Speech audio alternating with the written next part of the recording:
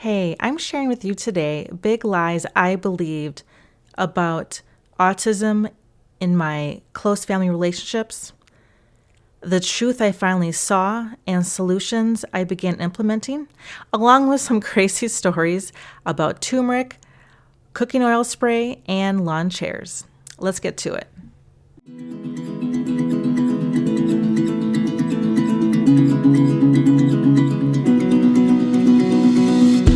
Hey friend, do you feel frustrated or alone in your relationship? Or feel hopeless of life ever changing in your family? Would you love to become unstuck, learn to heal, and connect with what your heart enjoys? Well, I am so glad you're here. I'm Christina, married 16 years to a neurodiverse man, mom of 3, and many more roles. Welcome to the Women in Neurodiverse Relationships podcast. Grab your sanity latte, listen in as we take another small step on the journey of intentional living.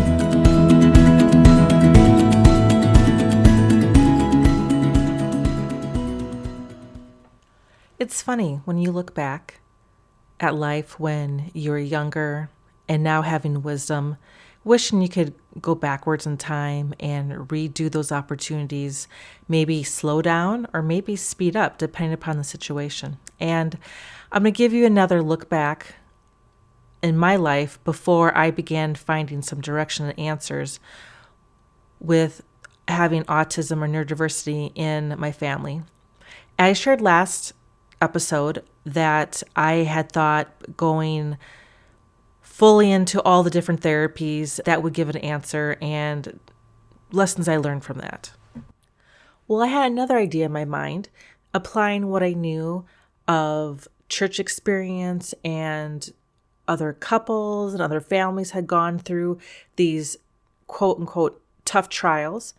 And even though I had done some research in autism, I did not fully understand all the nuances that comes with it.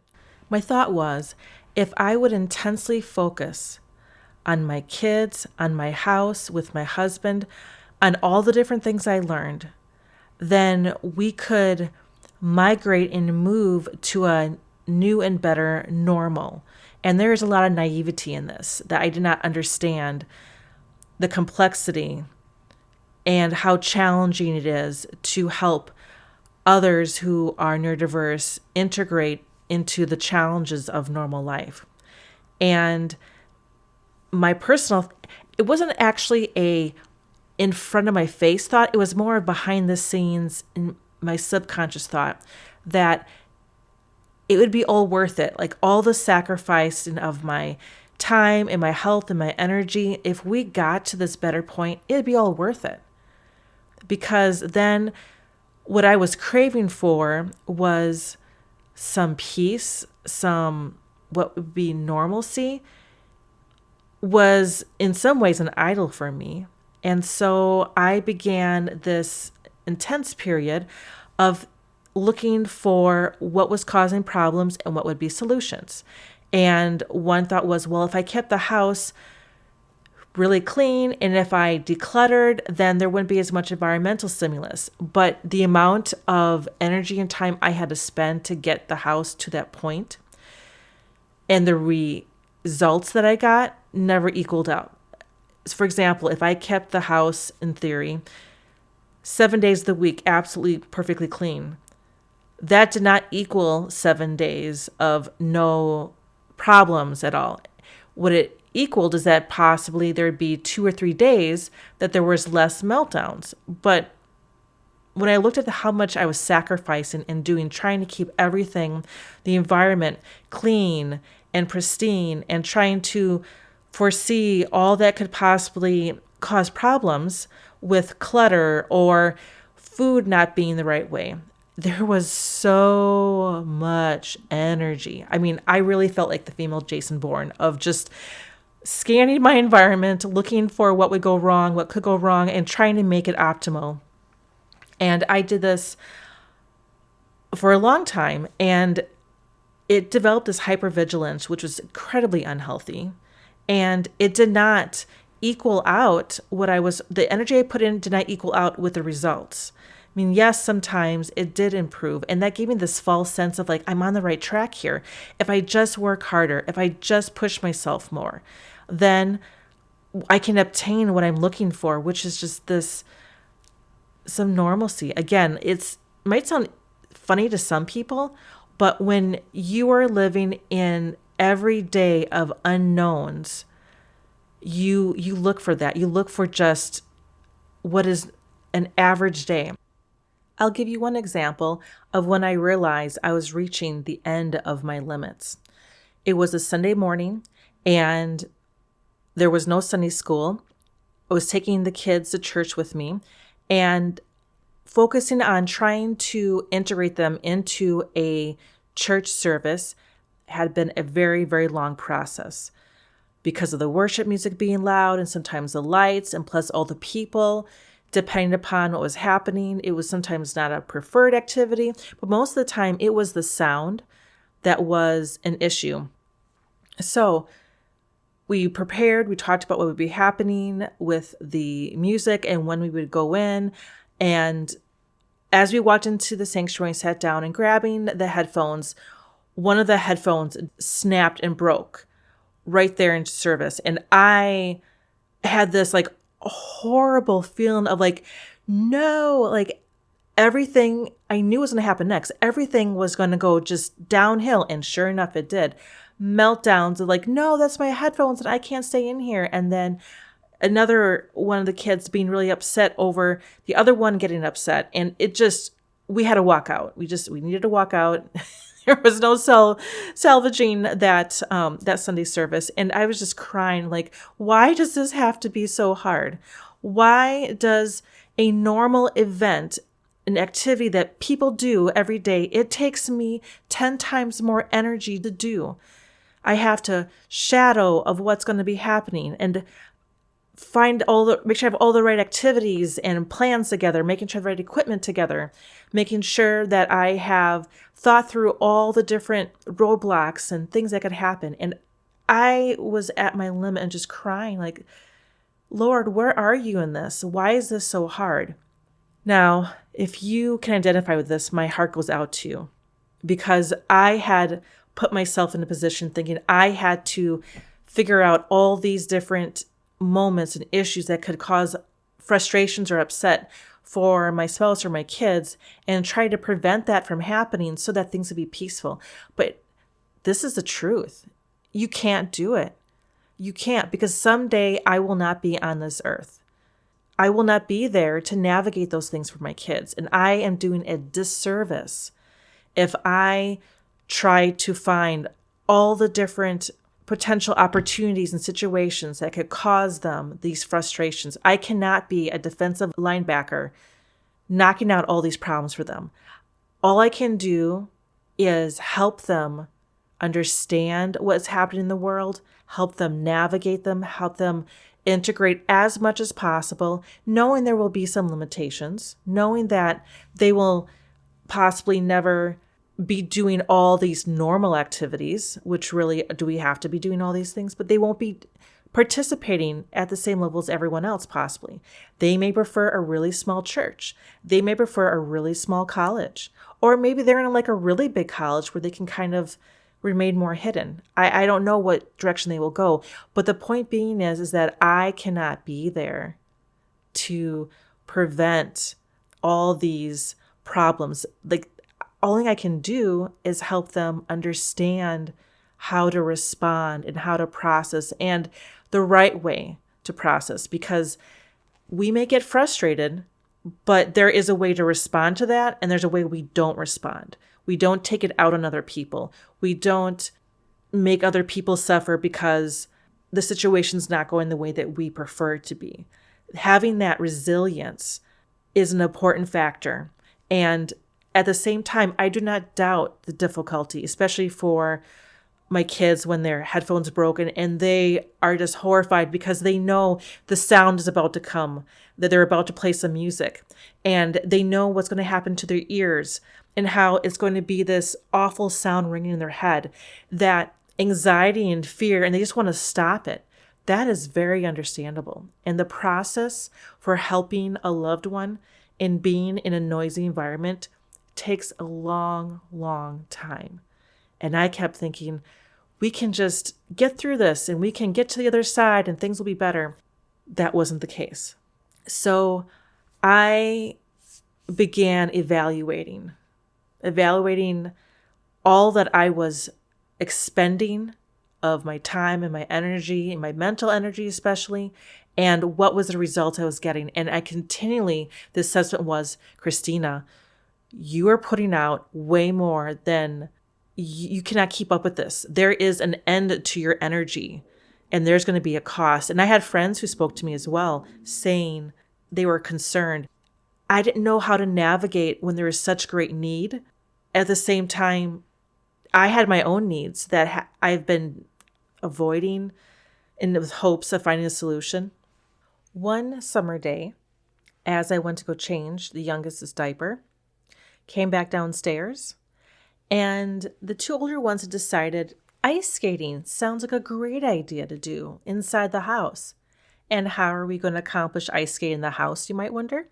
Well, we grab Mom's cooking oil spray, and you just spray that hard floor all over the place. In fact, let's get the cupboards too, because, just in case. And spray that entire floor, and then you can slip and you can slide and have a great old time. When I walked in there, my jaw dropped of just, what are you doing? And it was somewhere in this time frame I began to be better at trying to cover my facial reactions and my responses, but this time, no. I was just shocked at what was happening, and they were carrying out a fun idea. They weren't trying to be malicious. In the moment, I couldn't see that. So obviously I was frustrated. So after that moment, then they felt guilty, and then there were meltdowns because, Mom, you don't understand what we're trying to do. Of course, they're saying this in their young language. And they feel like I'm not being fair because I don't understand that they were just trying to carry out some fun time. Now, when it comes to kids and them understanding implications, especially for those who are neurodiverse, realizing that their ability to understand others' perspectives is not always present, and it is a long-term learned response to understand others' perspectives. So I understood, they're not going to see my viewpoint right now. They're just too young for that. And I made the choice, I could either have them help me clean up. And I thought about how much energy and time that would take for me to have them help me clean up. And then I thought about how much energy I had in the tank at the moment and realizing I just don't have it. It'd be better for me to clean this up myself, even though I firmly believe in having them follow up and taking care of their messes. So I just sent them outside and says, go outside right now. And I'm going to clean this up. So I was measuring about how much I could actually do realistically. So then after I finished cleaning up, I noticed that they're quiet outside. I go outside, and what are they doing? They are trying to make the Tower of Babel because they think it's a great idea from their Sunday school lesson to recreate this. And how do you do that? Well, you grab the lawn chairs and all the different items you have outside for lawn furniture, and you try to stack them on top of each other, and then you try to climb on top of it. Thank goodness I intervened very early in this process, and they were really surprised in why I would not allow them to carry out this great Sunday school lesson, for safety reasons, obviously. When I chastised them for doing something that was unsafe, they didn't see the safety issue, and then there was other meltdowns because I stopped their plans. They were not prepared for a quick transition from ending their activity. And all of a sudden it was abruptly ended because of safety concerns. And then the expected meltdowns and frustrations and yelling occurred. Then the kids would transition. They transitioned to the house then. And after some time of calming down, cooling down, they were wanting to help and were curious, and we're in the kitchen, and one of them found a turmeric and thought it was just so neat, the color of turmeric. I mean, it's a beautiful bright orange. And we discovered, here's a tip, that turmeric can stain your carpet. My My kids, that wasn't the goal to stain the carpet. Their goal wasn't to do this malicious thing to make dad and mom upset. It was, this is cool. It's like orange snow falling. And they were just excited about all of it. My response and my husband were both just shocked, like, oh my goodness, you don't know, what are you doing? My spouse took many, many times for him to clean the carpet, to get the turmeric out. Obviously, he was frustrated, and the kids, again, were having meltdowns because they felt they were in trouble and they didn't understand what was wrong, but they knew that we were upset. So you can see this cycle of this creative energy, these ideas, and then there's these meltdowns that happened. My spouse, he is becoming frustrated and expressing his frustrations about the lawn furniture being all messed around, or like the floor, the oil spray, and then the carpet. Having this all going in a day, and in my mind, the contemplation of how do I bring this to peace? How do I keep the peace between what's happened to my spouse and his expectations, which are not always age appropriate, because obviously he wants to have an environment that's orderly and organized and quiet. And my kids, who are still trying to navigate so many different ways of life, of things you should and should not do, and knowing that they can have meltdowns at any moment because they're still trying to understand how to navigate in life and be able to adjust to changes and unexpected moments. That just weighed so heavily on me. When I began continually assessing my situation as the weeks and months went by, and seeing how I am putting out so much energy, so much, but seeing the results of that energy, the output from it, didn't even equal at all. It didn't. I wasn't making progress. And one of the reasons was because and this is some of the great lies that I believed. I believed that if I just worked hard enough, if I just tried to prevent some of the meltdowns, the explosions, what was expected to happen a certain way, if I could ensure it could happen that way, there could be more peace in our family. There could be more rest. Life would be easier for me. If I could be proactively always watching and looking for whatever could go wrong, then I can prevent it and things could be easier.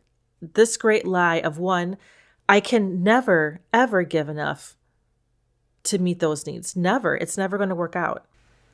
But secondly, I was setting up my loved ones for ultimately failure in the future because they were relying upon me to set up their environment, to set up their food, to create this scenario to prevent some of the roadblocks of frustrations that are normal in life. If they had to rely on me to function in life, that is a codependency, and that's not healthy. Because if you remove myself from the situation, then they can no longer function on their own. And this especially hit my heart because in the back of my mind, I kept thinking of all these different tasks that my kids have to accomplish by the time they're age 18.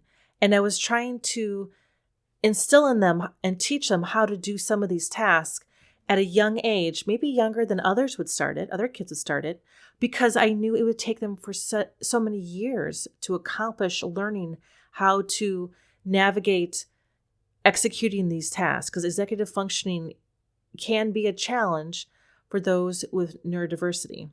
And seeing that I was setting them up for failure, like what I thought, this is another great lie, that I thought I'm preventing problems, I was actually creating a bigger one. Because whether it's our children or our spouses, their task that they need to be able to accomplish, to do, the weight of it, they need to own on their own without us. Because otherwise, when we are not there and they're expected to function and to complete certain tasks, it could completely overwhelm them and is that what we really want to do for someone? Do we really want to put them in a situation where they're overwhelmed because they do not know how to do their morning routine in a very short time frame so they can get to their school on time? No, we would not want to do that. So I began assessing and reflecting and looking at where all my energy was going at, and looking to see, not only is this great extent of myself and all this energy going out, not creating what I want, also what I value strongly, which is their independence, everyone's independence, the ability to rely upon themselves to complete the tasks that are needed and to be able to keep themselves regulated, was not happening. So I began looking at my schedule, using a planner. I began reflecting on where all my time was going, and it made me very sick to see how much time of my day was going towards everyone else, meeting all these needs, trying to keep this unsuccessful attempt of keeping the house clean. Because as you can imagine, with all this creativity going on, yeah, that's not going to happen. There might be a few days, but it was impossible to stay ahead of all that creativity. And also taking the time to teach them to clean up after that creativity. There's only so much time in a day, right? And seeing how much time was being expended and doing the math, because leadership-wise, I've done trainings and have applied it in my own life, where if I was gone and the team was still at work, one of the greatest testimonies to a successful leader is if your team is able to continue on without you as if you were there. That is a successful team, and that's successful leadership, because that means people were empowered to do their job, to do it correctly, and that it's not that you're not needed, it's that you've done things well, so they're able to get through those functions and activities. Same thing with my family. And when I realized that not only was I, again, having people rely on me solely for stuff to get done, but also I was putting in enough gas for a fourth of a tank for me to drive somewhere. But the journey for the day, you need a full tank of gas. In fact, you might even have to go fill up again, depending on how much you have going on in the day. But yet, somehow my expectation of myself was only to put a small amount of gas in and then push myself on vapors and then beyond vapors to accomplish these tasks. Not only was that ridiculous, but completely unrealistic and very unhealthy. And when I saw how I would have handled problems in the past and how I was handling now, it caused me to begin, as I mentioned before, the reflection and assessment and looking at where my time was going and figuring out I need to increase time for myself and I need to decrease what I'm doing for others. Because if I am doing something which someone else can do for themselves, not only is that not healthy for me, it's not healthy for them. Quick reflection question for you. Is there one activity right now that you are carrying someone else's burden, responsibility, that really you don't need to carry? And I say this very carefully because I know that having someone in your family take care of that responsibility could mean blow-ups, cold shoulder, multiple different responses could happen if you put that responsibility upon them.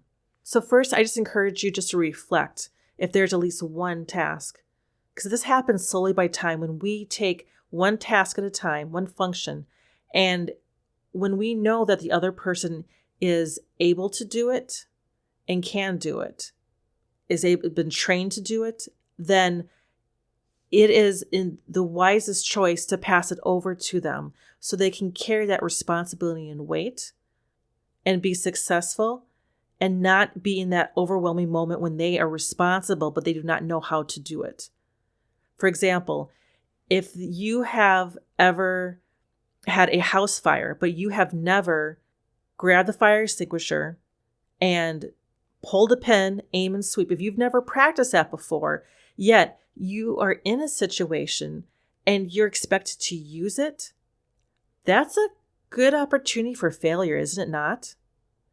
So in the same situation here, because of love, even though it may not feel loving in the moment, Because of love, we should encourage others to do what they can do for themselves. And this may look, here's an example, like if there's a task where I knew that I was doing for someone, or perhaps they're at the right age now where they can do this on their own. For example, packing lunches. I wanted the kids to take care of their lunches at a younger age just because of all the different tasks that I had going on in the morning and at night. I slowly began passing it off to them, even though it was sometimes messy and sometimes hard. But I gave notice. And maybe for you, maybe there needs to be a 2-week notice. Maybe it needs to be 1 week. I'm not sure. But gave notice, made sure they knew how to do it, made sure they had examples of it, made sure that the food was stocked for, obviously they can't go to the store. So I had to get food stocked for them to use to pack the lunches, and then reiterate to them one day before, like this is going to be happening the night before. And then encourage them even the night before, hey, maybe you want to pack your lunches tonight because this will be happening. And then this is where the hard part comes. If they had not packed their lunches the night before and then decided to do it in the morning, and if they didn't pack their lunch, be willing to let them fail. And maybe failure means they have to get school lunch, which for my kids was like the worst thing in the world because everything that was at school lunch was like this horror for their mouth. Like the textures, the smells, the taste, and everything was just, it was way too much for them. So there's food there, right? It's just not their preference of food.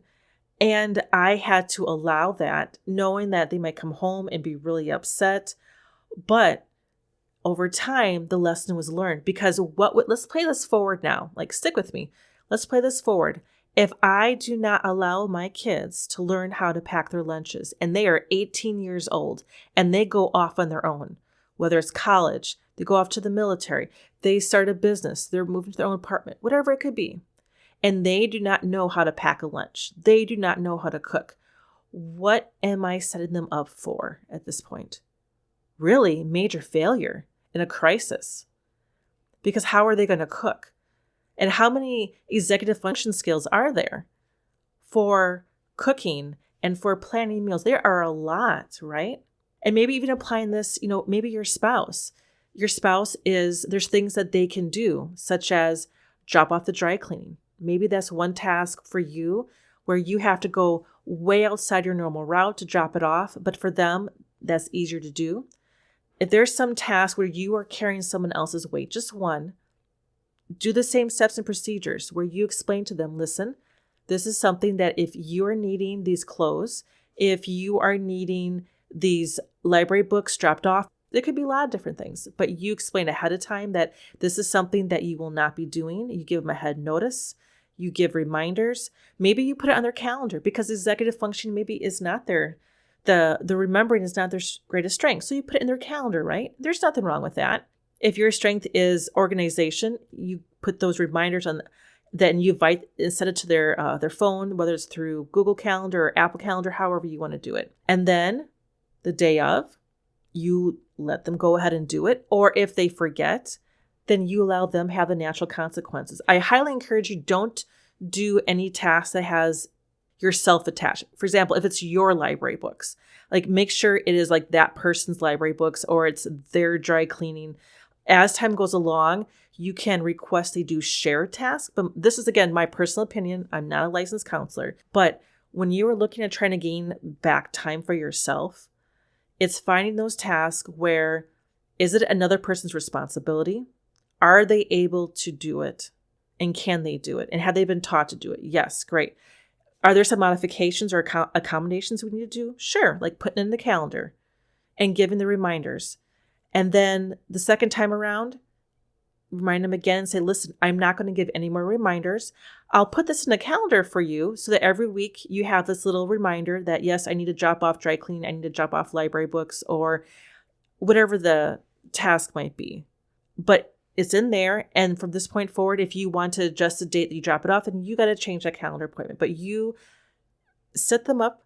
And then if they don't drop off the dry cleaning and they do not have clean clothes for a meeting, that's them, right? And if they get upset, that's a whole different conversation of working through responses, but passing these things off, even though in your mind be thinking, like, Christina, I don't want to deal with their blow-ups. I don't want to deal with kids' frustrations or whatever it might be. Us avoiding the blow-ups, but instead carrying other people's responsibilities is hurting us. Plan time wisely in the beginning, knowing that there could be cold shoulders, whatever it might happen. Maybe there could be some very passionate discussions, maybe arguments that might happen over this. But by you passing off these tasks to another person, you will slowly over time begin increasing your time and your bandwidth. My suggestion, whenever there is tasks I'm looking at, I look at each person individually, whether they're adult or child. I look at what is their current capacity. So what are they able to handle? For example, when my kids were in public school, I knew that certain times of the year, their capacity to handle new activities was very limited because they had so many projects going on. They had band concerts. So I knew that there's really not much I could add on in there. Where compared to once we got past some of those high frequency events and got into more of a quieter time of the year, yes, I could pass off a task to them, and it could be maybe 4 weeks, maybe 2. It all depends upon, usually it's a good 4 weeks of them doing this task. And then they kind of own it and they got it. But I had to do that follow through where I let them fail. I let them wear dirty clothes to school. I know it sounds awful because they didn't do their laundry, but they learn, right? And that is the whole goal. Because what if your kids do not know how to do laundry when they're 18? Carry this through. Even with maybe there's something with your spouse that you know that they are able to do. You carry this through 20 years from now.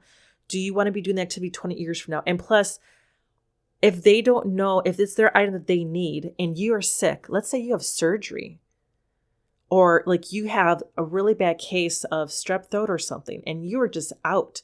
And if they really need this item and they have no idea where to get it, you're not doing them a favor, are you? Right? So having this mindset, even though a person can push back, but realizing in the long run, this is for their good. Their ability to carry out these tasks to meet their needs gives them independence and also gives you a little bit of time back. For example, within a year, depending upon the person, there could maybe be anywhere between 6 to 12 different tasks to maybe even up to 15 or 20. It all depends upon the individual and the stresses in their life and their capacity. But as they begin adding on these tasks, there is also this wonderful feeling of accomplishment they get to have. Like, hey, did you see what you did there? Like, you just took care of your lunch for 3 weeks in a row. Like, that's amazing. Or your spouse, it could be, hey, listen, you know what? It is so nice knowing that you are able to carry out and take care of your dry cleaning. That really means a lot to me. Now, again, those words may not resonate with him, but for you to express that you acknowledge the effort and time that they took, that you see that, and hopefully to build upon that as well. Them knowing that they are able to be in many ways, they're providing for you, right? By providing for their own needs, they're providing for you to have your own time.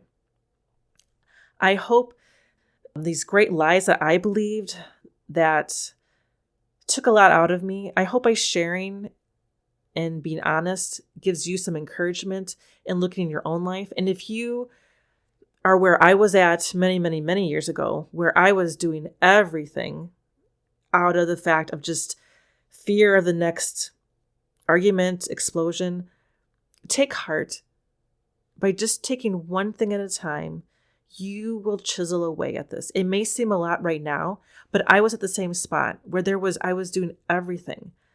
And now my kids, they're doing their laundry, they get their breakfast. There's so many different activities that they do on their own because of the hard work and the time that was spent. And I know now when they're going to be adults, they're going to be much better set up for success than what I was doing way back in the day when I was basically being defensive line and trying to prevent all the different problems from happening.